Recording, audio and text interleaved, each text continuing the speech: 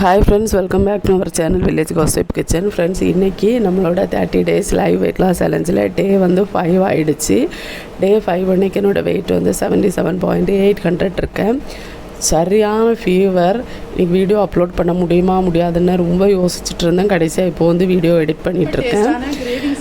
எனக்கு சுத்தமாக முடியலை. சுத்தமான பயங்கர காய்ச்சல். எனக்கு மட்டும் கிடையாது, ஹஸ்பண்டுக்கு, குழந்தைங்களுக்கு, எல்லாருக்குமே. மாமியாருக்கும் உடம்பு சரியில்லை, அவங்கள ஹாஸ்பிட்டலில் அட்மிட் பண்ணியிருக்காங்க. அம்மாவுக்கு உடம்பு சரியில்லை, அம்மா என் கூட இருக்காங்க. சுத்தமாக முடியலை. அது கூட ரொம்ப வேண்டப்பட்டவங்களுக்கு இன்றைக்கி மேரேஜ் வேறு இருந்துச்சு, அங்கேயும் போகணும். சரின்ட்டு சிம்பிளாக இன்றைக்கி டிஃபன் வந்து காலையிலே கடையிலேருந்து வாங்கியிருந்தோம். அதுக்கப்புறம் வந்து நான் காலையிலே டீ போட்டிருந்தேன். காலையில் வெறும் வயிற்றில் எழும்பணுன்னு தண்ணி தான் குடிச்சிருந்தேன். குடிச்சிட்டு ஒரு கப்பு டீ வழக்கம் போல் எடுத்திருந்தேன்.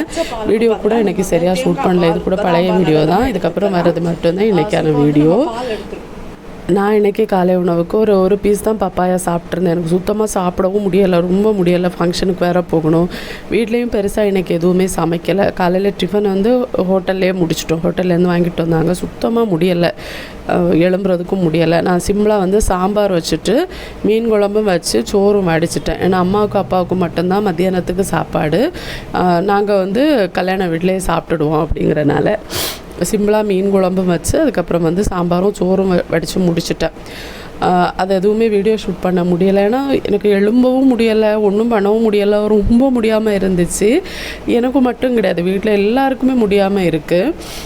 எதனால் அப்படின்னு தெரில. சீசன் நமக்கு இங்கே சேஞ்ச் ஆகிட்டுருக்குல. எங்களுக்கு இங்கே மழை வெயில் இப்படி 2 சீசனும் மாற்றி மாற்றி போட்டு படுத்தி எடுத்துகிட்ருக்கு. அதுக்கேற்ற மாதிரி வந்துடுச்சு. நான் வந்து மேரேஜ்க்கு இந்த மாதிரி தான் சிம்பிளாக ரெடியாகி போயிருந்தேன். நான் எப்போவுமே இந்த மாதிரி தாங்க. எனக்கு மேக்கப் போடுறதும் பிடிக்காது, ரொம்ப இது பண்ணி ட்ரெஸ் பண்ணுறதும் பிடிக்காது. அதனால தான் மோஸ்ட்லி நான் வீடியோஸில் என்னோடய ஃபேஸ் கூட காட்டுறது கிடையாது. நான் ஒன்றுமே இருக்காது, ப்ளைனாக இந்த மாதிரி தான் போவேன்.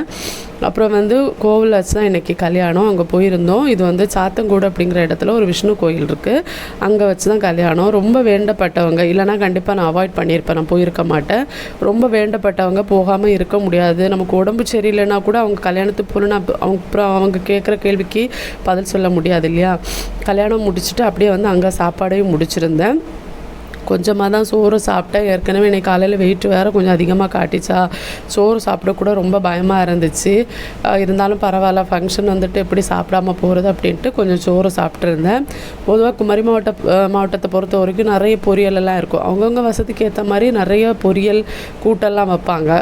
அதுக்கு அப்புறம் சாம்பார், ரசம், மோர், இந்த மாதிரி எல்லா குழம்புக்கும் சோறு வைப்பாங்க. நான் வந்து ஃபஸ்ட் டைம் கொஞ்சம் சோறு வாங்கினேன்னா அதை வச்சே பருப்பு அதில் வந்து ஃபஸ்ட்டு பருப்பு குழம்பு ஊற்றுவாங்க. அந்த பருப்பு குழம்புக்கு வாங்கின சோறை வச்சு கொஞ்சம் சாம்பார் வாங்கியிருந்தேன். இவ்வளோ சோறு தான் நான் வாங்கியிருந்தேன். டயட்டில் வந்ததுக்கப்புறம் இப்போது எந்த ஒரு ஃபங்க்ஷன் அட்டன் பண்ணாலும் சோறெல்லாம் ரொம்ப கம்மியாக தான் சாப்பிடுவேன். அதுக்கப்புறம் அந்த சோறுலேயே கொஞ்சம் தனியாக எடுத்து வச்சுட்டு அதிலேயே சாம்பார் வாங்கியிருந்தேன். ரசமும் மோரெல்லாம் வாங்கலை.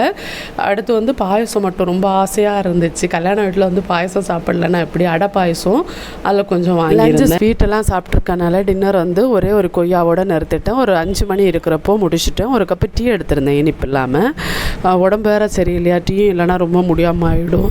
ஸோ இப்படி தான் என்னோடய டே போச்சு. உங்களோட டே எப்படி போச்சு, உங்களோட டயட் எப்படி போயிட்டுருக்கெல்லாம் மறக்காமல் கமெண்ட்ஸில் சொல்லுங்கள். நாளைக்கு இன்னும் டீட்டெயிலான வீடியோ உங்களுக்கு நான் ஷேர் பண்ணுறேன். ரெசிபிஸ் எல்லாம் நாளைக்கு கண்டிப்பாக ஷேர் பண்ணுறேன். நாளைக்கு சந்திக்கிறேன். பாய் ஃப்ரெண்ட்ஸ், தேங்க்ஸ் ஃபார் வாட்சிங்.